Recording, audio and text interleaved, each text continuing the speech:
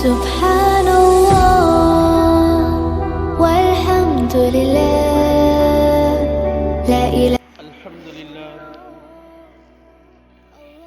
الحمد لله نحمده ونستعينه ونستغفره ونؤمن به ونتوكل عليه ونعوذ بالله من شرور أنفسنا ومن سيئات أعمالنا من يهده الله فلا مضل له ومن يضلله فلا هادي له ونشهد أن لا إله إلا الله وحده لا شريك له ونشهد أن سيدنا وسندنا ومولانا محمدا عبده ورسوله أما بعد فقد قال الله عز وجل في كلامه المجيد أعوذ بالله من الشيطان الرجيم بسم الله الرحمن الرحيم ولنبلونكم بشيء من الخوف والجوع ونقص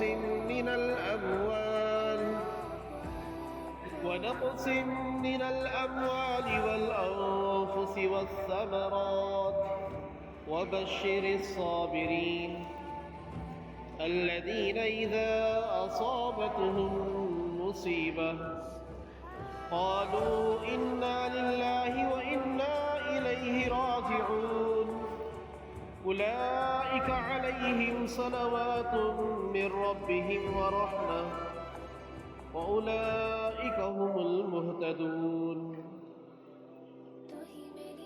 وعن سعد بن أبي وقاص رضي الله عنه قال قال رسول الله صلى الله عليه وسلم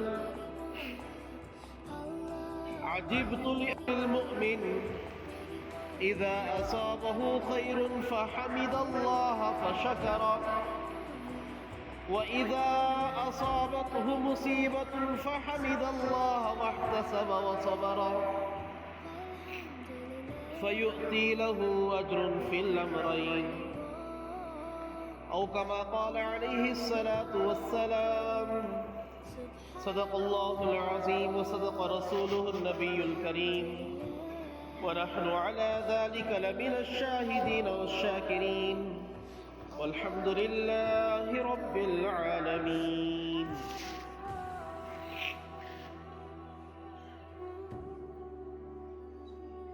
محترم بزرگوں، عزیز دوستوں، اللہ کے لاڈلے اور پیارے بندوں،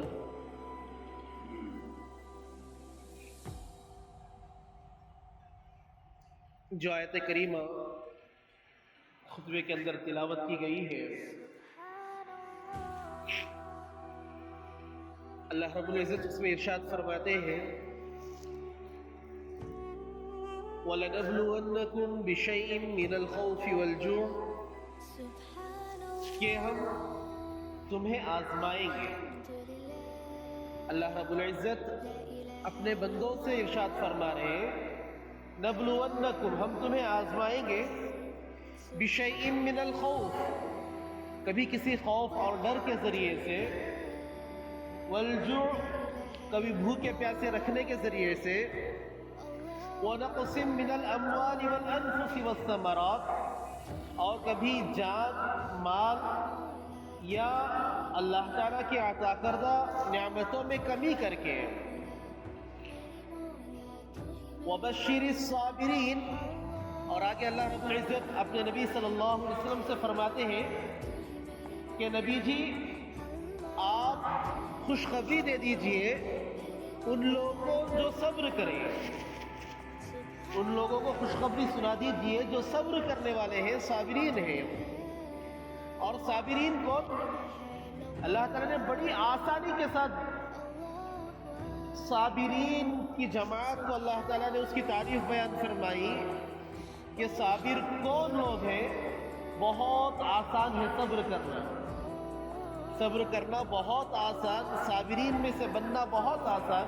اللہ تعالیٰ فرماتے ہیں الذین اذا اصابتہم مصیبہ، صابرین وہ لوگ ہیں کہ جب انہیں کوئی مصیبت پہنچتی ہے، قالو، تو وہ اپنی زبان سے کہتے ہیں انا للہ، ہم تو اللہ کے ہیں، و انا الیہ راجعون، اور ہمیں اسی کے پاس لوٹ کر جانا ہے۔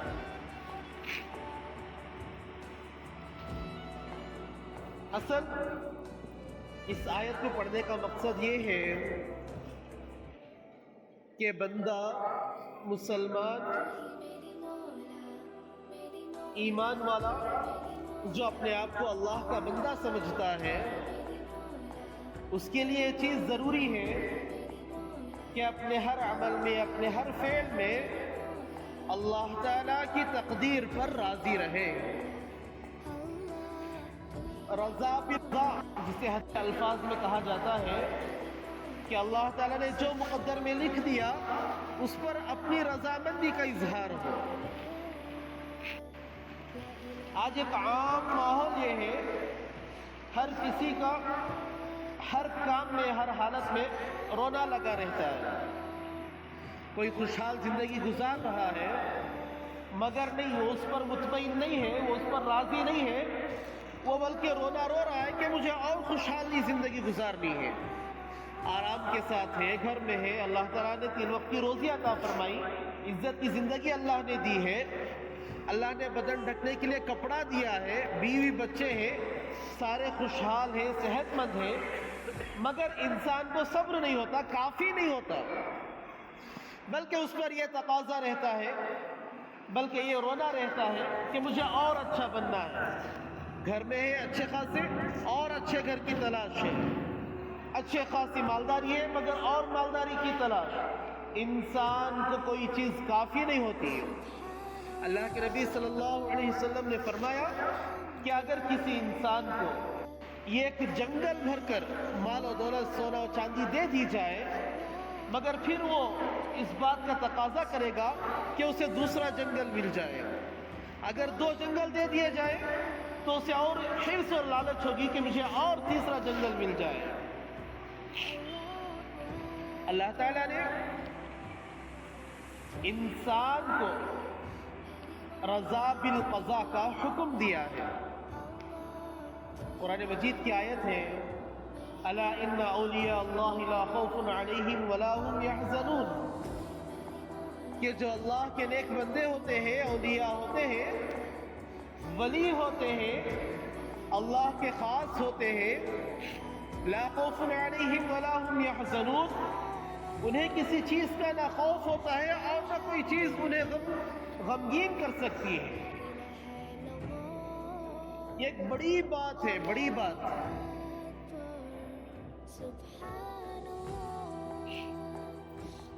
توجہ اس طرف مرکوز رکھے، وہ اپنا کام کریں گے۔ بہت بڑی بات، سمجھنے کی بات ہے۔ اللہ تعالیٰ فرماتے ہیں کہ اللہ کے ولیوں کو کسی چیز کا غم نہیں ہوتا، کسی چیز کا انہیں خوف نہیں ہوتا۔ بھئی دنیا میں انسان اچھا خاصا ہے، گھر بار ہے، مال و دولت ہے، اچھی خاصی زندگی گزر رہی ہے، اچانک اس کا لٹ ہے تو ظاہر بات ہے کہ اسے غم ہوگا۔ اچانک سب کچھ برباد ہو جائے، ظاہر بات ہے کہ اس سے تکلیف ہوگی، غمگین ہوگا وہ۔ اچانک کوئی آفت و مصیبت پیش آ جائے، طبیعت بگڑ جائے، انسان کو تکلیف ہوتی ہے، یہ انسانی فطرت ہے۔ مگر فرماتے ہیں اللہ تعالیٰ کہ جو اللہ کے اولیاء ہوتے ہیں انہیں کوئی چیز نہ ڈرا سکتی ہے۔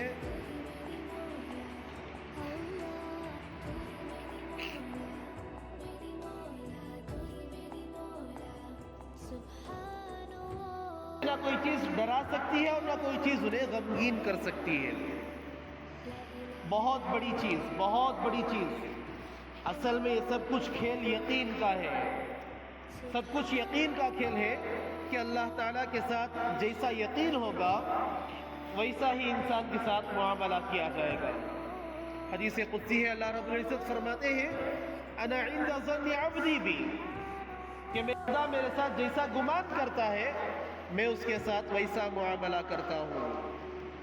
ہم کسی معاملے میں اللہ تعالیٰ سے یہ گمان کرتے ہیں کہ اللہ تعالیٰ یہاں پر شاید ہماری مدد نہ کرے تو ہمارے ساتھ وہی حالات پیش آتے ہیں۔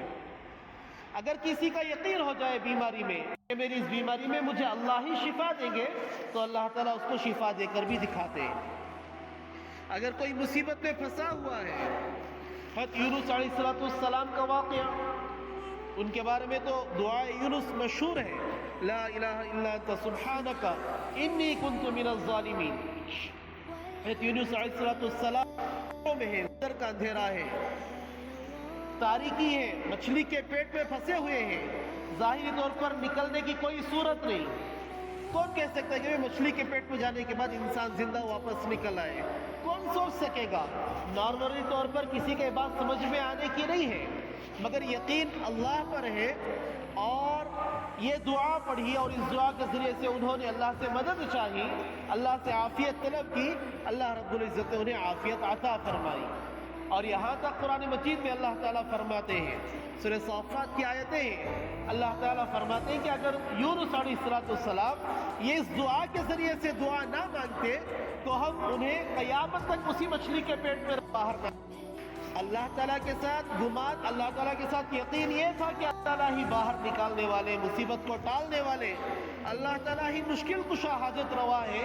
اللہ تعالیٰ نے ویسا ہی معاملہ ان کے ساتھ فرمایا۔ انسان کا یقین اللہ کے ساتھ بن جائے کہ اللہ میرے لیے جو کچھ کریں گے اچھا کریں گے، اللہ میرے لیے جو کچھ کریں گے میرے لیے وہی خیر خواہی ہوگی، وہ میرے لیے بہتر ہوگا۔ اللہ تعالیٰ فرماتے ہیں سورۃ البقرہ میں، عسیٰ ان تکرہوا شیئا وہو خیر لکم، کبھی کبھار ایسا ہوتا ہے کہ تم کسی چیز کو ناپسند ہو، حالانکہ وہ چیز تمہارے لیے بہتر ہوتی ہے، خیر ہوتی ہے۔ انسان کو لگتا ہے کہ یہ چیز میرے لیے فائدہ نہیں دے گی، انسان کو لگتا ہے کہ یہ چیز مجھے نقصان دینے والی ہے، یہ بات مجھے پسند نہیں ہے، مگر اللہ تعالیٰ بھلائی اور خیر کو وہی چھپا رکھتے ہیں۔ اور اللہ تعالیٰ کے فرماتے ہیں وَعَسَىٰ أَن تُحِبُّوا شَيْئًا وَهُوَ شَرٌّ لَكُمْ، اور کبھی کبھی ایسا ہو کہ تم کسی چیز کو پسند کرتے ہو کہ وہ چیز تمہارے ساتھ ہو جائے، وہ چیز تمہیں مل جائے، وہ معاملہ تمہارے ساتھ ہو جو تم پسند کرتے ہو، وَهُوَ شَرٌّ لَكُمْ، اور اس کے لیے اس میں شر چھپا ہوا ہوتا ہے۔ انسان اللہ تعالیٰ نے جو کچھ مقدر کر دیا ہے اس پر انسان راضی ہو، اللہ تعالیٰ کی تقدیر پر بندہ راضی ہو جائے، تب انسان کو ولی کا درجہ ملتا ہے۔ وہی اللہ تعالیٰ فرما رہے ہیں کہ الا ان اولیاء اللہ لا خوف علیہم ولا هم یحزنون، اللہ کے ولیوں کو کسی چیز کا غم اور خوف نہیں ہوتا، کیوں انہیں یقین ہے کہ میں بھیجی ہوئی چیز اللہ کی جانب سے ہے، اللہ تعالیٰ نے یہ چیز دی ہے تو اللہ تعالیٰ تو میرے ساتھ خیر خواہی کا معاملہ کریں گے۔ ہو سکتا ہے کہ اللہ تعالیٰ نے اس میں خیر رکھا ہو، ظاہری طور پر نظر نہ آتا ہو۔ اولیاء اللہ کو کوئی چیز ڈرا نہیں سکتی، کوئی چیز خوف نہیں دلا سکتی، غم نہیں دے سکتی، کیونکہ وہ اللہ کی تقدیر پر راضی ہے۔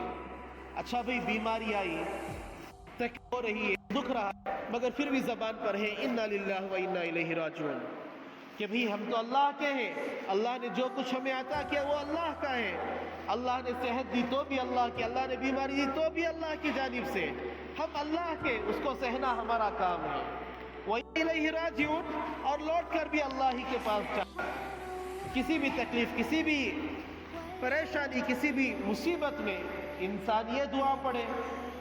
یہی قرآن مجید میں اللہ رب العزت سکھا رہے ہیں کہ تمہیں آزماتے ہیں، ہم تمہیں آزماتے ہیں، کبھی کوئی تکلیف کے ذریعے سے، بھوکا رکھ کر، بھوکا پیاسا رکھ کر، کبھی مال میں کمی کر کے، نقصان کر کے، کبھی جانوں میں بیماریاں دے کر، کبھی اپنے محبوب ایک پسندیدہ شخص کے گھر کا، اس کو اللہ تعالیٰ موت دے دیتے ہیں، اس کا عیال کر کر اللہ تعالیٰ آزماتے ہیں۔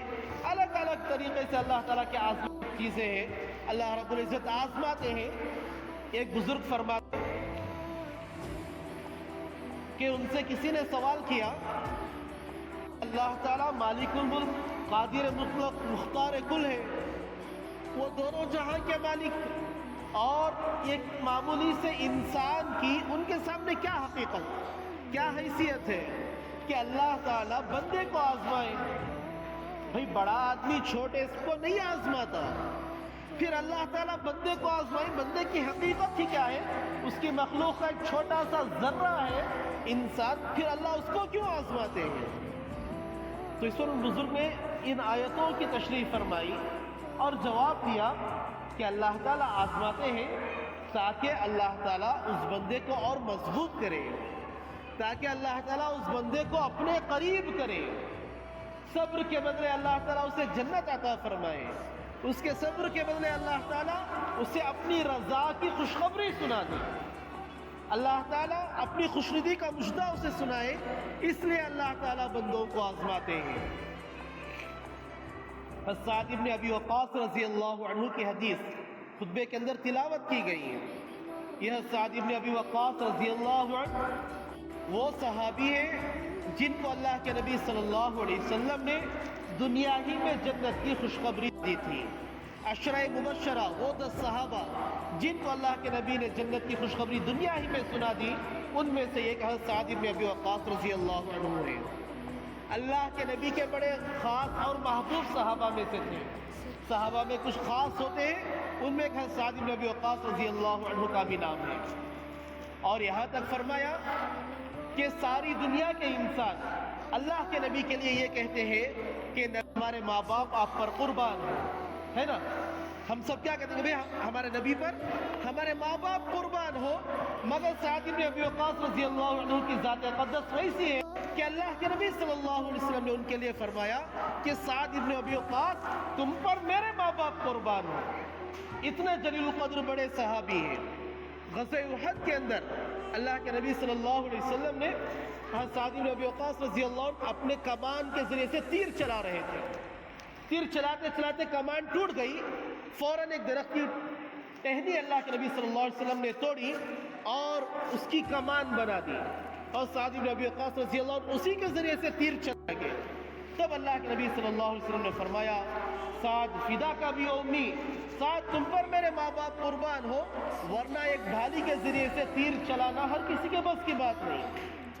اللہ کے نبی صلی اللہ علیہ وسلم پر اپنے جان کو قربان کرنا، اپنے مال کو قربان کرنا، اپنے خواہشات کو قربان کرنا، اور اس کے اندر اعلیٰ درجہ حضرت سعد بن ابی وقاص رضی اللہ عنہ کو حاصل تھا. یہ سعد بن ابی وقاص رضی اللہ عنہ فرماتے ہیں کہ اللہ کے نبی صلی اللہ علیہ وسلم نے فرمایا عجبت لامر المؤمن، کہ مومن کا یہ معاملہ مجھے تعجب میں ڈال دیتا ہے. مومن کا یہ معاملہ مجھے تعجب میں ڈال دیتا ہے. اذا اصابہ خیر فحمد اللہ فشکر، جب اس کو کوئی خیر بھلائی عطا کی جاتی ہے، اللہ رب العزت کوئی نعمت عطا فرماتے ہیں، کچھ اللہ تعالیٰ کے ثمرات اس پر برستے ہیں، فحمد اللہ، اور وہ اس پر اللہ رب العزت کا شکر گزار ہوتا ہے، اللہ تعالیٰ کی تعریف کرتا ہے، فشکر، اور وہ شکر ادا کرتا ہے. نعمتیں مل رہی ہیں، اس پر اللہ تعالیٰ کی تعریف کی اور شکر ادا کیا. وَإِذَا أَصَابَتْهُ مُصِيبَةٌ، اور جب اس کو کوئی مصیبت پہنچتی ہے، جب اس کو کوئی مصیبت پہنچتی ہے، پریشانی پہنچتی ہے، فحمد اللہ، اس پر بھی اللہ تعالیٰ کی حمد بیان کرتا ہے. واحتسب وصبر، اور صبر کرتے ہوئے اللہ تعالیٰ سے نیکی کا اور بھلائی کا محاسبہ کرتا ہے، امید رکھتا ہے. فرماتے ہیں کہ نبی صلی اللہ علیہ وسلم نے فرمایا کہ اللہ تعالیٰ دونوں حالتوں میں اسے اجر عطا فرماتے ہیں. مومن کی کوئی حالت بیکار نہیں ہے، مومن کی کوئی حالت بیکار نہیں. جب نعمت عطا ہو اس پر اللہ تعالیٰ کی تعریف کرے اور شکر ادا کرے، اس پر بھی اللہ تعالیٰ اجر عطا کر رہے. مصیبت پہنچی، پریشان ہے، اس پر بھی اللہ تعالیٰ کی تعریف کر کے صبر کرتا ہے، تب بھی اللہ تعالیٰ اجر عطا فرماتے ہیں. پھر آگے اللہ کے نبی صلی اللہ علیہ وسلم نے فرمایا یہاں تک کہ اگر وہ ایک لقمہ کھانے کا اٹھاتا ہے، اپنے منہ میں ڈالتا ہے، اس پر بھی اللہ کا شکر ادا کر رہا ہو، تو اللہ تعالیٰ اس پر بھی اجر عطا کرتے ہیں. مومن بیمار پڑ جائے، علماء نے لکھا ہے کتابوں میں احادیث کی روشنی میں کہ مومن اگر بیمار پڑتا ہے تو یہاں تک لکھا کہ اگر وہ گنہگار ہے تو اللہ تعالیٰ اس کے گناہ دھوتے ہیں، اللہ تعالیٰ اس کے گناہوں کو پاک کرتے ہیں. جتنی بڑی بیماری، جتنے وہ مصیبت میں ہو، اللہ تعالیٰ اتنا اسے گناہوں سے پاک و صاف کر رہے ہیں. اس کے ایک ایک کراہنے پر اس کے گناہ معاف ہوتے ہیں، اس کی بیماری کی ایک ایک تکلیف پر اللہ تعالیٰ اس کے بڑے بڑے گناہوں کو اللہ رب العزت معاف فرماتے ہیں۔ اور پھر فرمایا کہ نیک بندے اگر بیمار ہو جائے، اگر وہ بندہ نیک ہے، گنہگار نہیں مگر پھر بھی بیمار ہو رہا ہے، تو فرمایا کہ اللہ تعالیٰ اس کی ایک ایک درد اور تکلیف پر اس کے درجات بلند کرتے ہیں۔ حضرت ایوب علیہ السلام کا قصہ سب نے سنا ہے، صبر ایوب مشہور ہے کہ صبر کرو تو ایوب علیہ السلام جیسا، مگر واقعات بہت سارے لوگ بلکہ بہت ساری کتابوں میں بھی واقعات کو بڑھا چڑھا کر پیش کر دیا گیا۔ احادیث کی روح سے، قرآن کی روح سے، قرآن و حدیث کی روشنی میں جتنا واقعہ ہمیں ملتا ہے وہ واقعہ بہت کم سننے کو ملتا ہے۔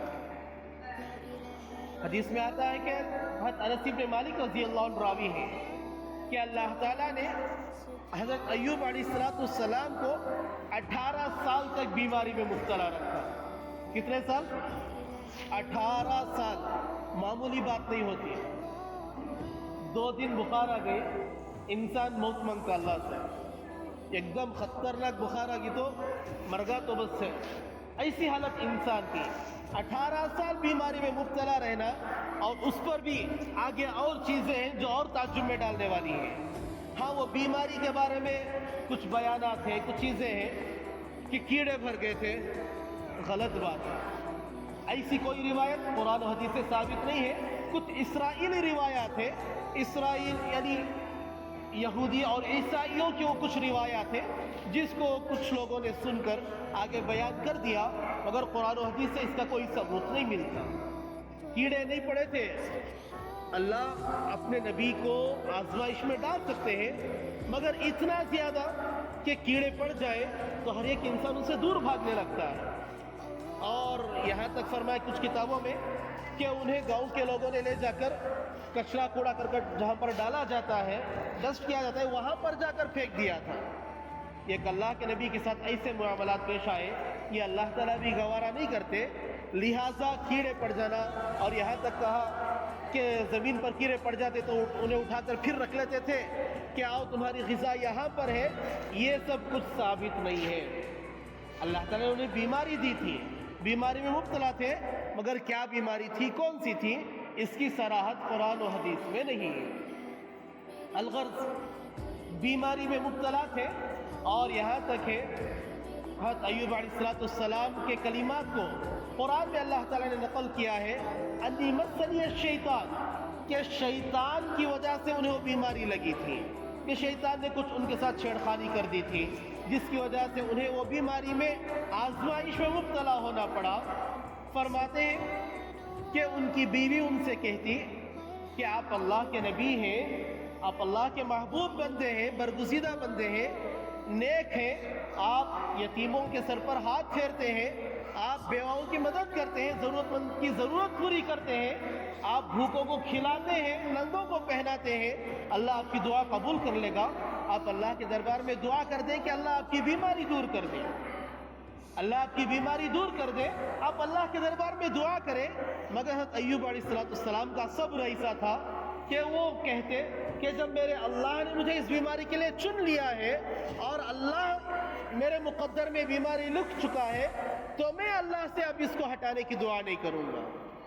18 سال تک انہوں نے صبر کیا، اور اسی بیماری میں دن گزرتے رہے۔ ان کے ایک کچھ بھائی تھے، صبح شام ان کی عیادت کے لیے آتے جاتے تھے۔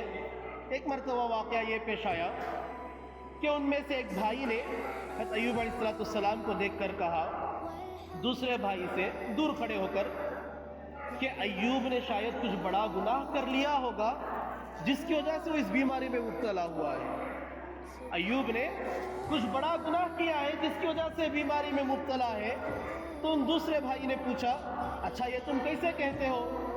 تو اس پر اس بھائی نے کہا جو یہ کہہ رہا تھا کہ دیکھو، اگر اللہ کو بیماری میں مبتلا کرنا ہی ہوتا تھوڑے دن کر دیتا، پھر شفا دے دیتا، بات ختم ہو جاتی، مگر 18 سال لمبی مدت سے بیماری میں مبتلا کر رکھا ہے تو ضرور کسی گناہ کی سزا ہے۔ خیر، اس نے یہ بات کہہ دی، یہ جو دوسرا بھائی سن رہا تھا اس سے رہا نہیں گیا. اس کے جانے کے بعد اس نے حضرت ایوب علیہ السلام سے اس کا تذکرہ کیا کہ اس نے اس طریقے سے آپ کے بارے میں بدگمانی کا اظہار کیا ہے اور یہ کہا کہ اتنی لمبی مدت کسی گناہ کی وجہ سے ہی ہے.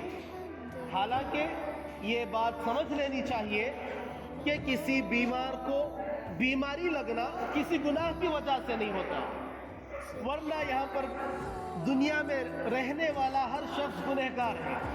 کوئی یہ نہیں کہہ سکتا کہ بھی میں پاک صاف، میں دودھ سے دھلا ہوا. ہر کوئی کسی نہ کسی گناہ میں مبتلا ہے، ہر شخص بیمار ہوتا. اگر بیمار گنہگار ہی ہوتے تو ہر شخص بیمار ہوتا، مگر معاملہ ایسا نہیں ہے. تو یہ بات سمجھ میں آنے کی ہے کہ گناہ کی وجہ سے بیماری نہیں لگتی، اور اس پر کسی نبی کے بارے میں یہ گمان کرنا کہ وہ کسی گناہ کی وجہ سے اس بیماری میں مبتلا ہوئے ہوں، یہ اس کے ایمان کے ختم ہونے کا تک پہنچا دیتی ہے. نبی کے بارے میں، اللہ کے نیک بندوں کے بارے میں ان کی بیماریوں کو دیکھ کر، ان کی تکالیف کو دیکھ کر یہ سوچنا کہ یہ کسی گناہ کی وجہ سے اس میں مبتلا ہے، یہ غلط بات ہے. عام رواج بھی ہے. کوئی شخص مثال کے طور پر گالیاں زیادہ بکتا تھا، اس کی زبان پڑ گئی تو کیا ہوتی ہے؟ فل گالیاں دیتا تھا، اس سے دیکھ اللہ اس کی زبان پڑ گئی. کوئی شخص فل مارتا تھا، لاتا فل لڑائی جھگڑے، انہیں بیماروں کا ایسا پڑا کہ ہاتھ پیر چلانے کے لائق نہیں رہا، تو ہمیں کیا بولتے؟ اور دیکھ رہے فل مارتا کرتا تھا وہ، اس سے دیکھ اس کے ساتھ یہ معاملہ پیش آیا. یہ کہنے کی چیز نہیں ہے. اللہ تعالیٰ نے اس کی مقدر میں رکھا تھا، اس کی تقدیر تھی، وہ اس کے ساتھ پیش آیا ہے. کسی کے عمل کی وجہ سے کوئی بیماری لازم آئے، کسی کے کوئی حرکت کی وجہ سے کوئی بیماری لگ جائے، ایسی کوئی چیز ثابت نہیں ہے. الغرض حضرت ایوب علیہ السلام دعا کرنے سے شرماتے تھے. جب ان بھائیوں نے بدگمانی کا اظہار کیا تب حضرت ایوب علیہ السلام نے اللہ کے دربار میں دعا فرمائی کہ یا اللہ، اب یہ بندے میرے بارے میں بدگمان ہو رہے ہیں، اب تو مجھے شفا عطا فرما. رب انی مسنی الضر وانت ارحم الراحمین. حضرت ایوب علیہ السلام نے فرمایا کہ یا اللہ، میں ایک تکلیف میں مبتلا ہوں، تو ارحم الراحمین ہے، مجھ پر رحم فرما. پھر واقعہ یہ پیش آیا کہ حضرت ایوب علیہ السلام کی ایک بیوی ان کی خدمت میں رہا کرتی تھی. وہ انہیں جب ضرورت سے فارغ ہونا ہوتا تو انہیں لے کر جاتی، ضرورت سے فارغ ہونے کی جگہ چھوڑ دیتی اور باہر انتظار کرتی تھی. ایک مرتبہ گئی ہے، حضرت ایوب علیہ السلام کو اندر چھوڑا، یہ آ گئی، کھلا میدان ہی تھا. حضرت ایوب علیہ السلام کی دعا قبول ہو گئی اور اللہ تعالیٰ نے وہاں پر وہی نازل فرمائی، ارکض برجلک، کہ ایوب اپنی ایڑی کو زمین پر ماریے، وہاں سے ایک چشمہ جاری ہوگا. ھذا مغتسل بارد و شراب، یہ ٹھنڈے پانی کا چشمہ ہوگا، اس پانی کو آپ پیئے اور اس پانی سے غسل کیجئے اور آپ کو شفا عطا ہو جائے گی. حضرت ایوب علیہ السلام نے یہ عمل کیا اور حضرت ایوب علیہ السلام کو شفا نصیب ہوئی. اور پھر اللہ تعالیٰ نے، روایتوں میں آتا ہے کہ ان کی اولاد انتقال ہو چکی تھی ان کی بیماری لگنے کے وقت. اب جب شفا ہوئی، اللہ تعالیٰ نے ان کی اولاد کو بھی دوبارہ زندہ کر دیا. اور یہ خوب حسین و جمیل تھے، اللہ تعالیٰ نے اس غسل کے بعد انہیں اور خوبصورتی عطا فرمائی. اور یہ خوب مالدار تھے تو اللہ تعالیٰ نے انہیں صحت کے بعد اور زیادہ دگنی مالداری عطا فرمائی. انسان کے صبر پر اللہ تعالیٰ دگنا اجر عطا فرماتے ہیں. اللہ تعالیٰ قرآن مجید میں فرماتے ہیں لئن شکرتم لازیدنکم، اگر تم شکر ادا کرو گے ہم ضرور بھی ضرور اس نعمت میں اضافہ فرمائیں گے اور زیادہ بڑھا کر دیں گے. وَلَئِن كَفَرْتُمْ، اور اگر تم نے خبردار ناشکری کی، اللہ تعالیٰ کی نعمتوں کی کفران نعمت کیا، ان عذابی لشدید، اللہ تعالیٰ فرماتے ہیں کہ ہمارا عذاب بڑا سخت ہے، کہ دنیا میں بھی وہ نعمتیں چھین لی جائیں گی جس نعمت میں رکھا گیا ہے، اور آخرت میں اس کفران نعمت پر بڑا عذاب بھی بھگتنا پڑے گا. لہذا مسلمان کو چاہیے کہ جو کچھ اپنے ساتھ پیش آئے، جو کچھ معاملہ ہو، صحت کے ساتھ تھے بیماری آ گئی، مالداری تھی فقیری آ گئی، آسانی راحت میں تھے تندرستی آ گئی، ہر حال میں رضا بالقضاء پر وہ راضی رہے.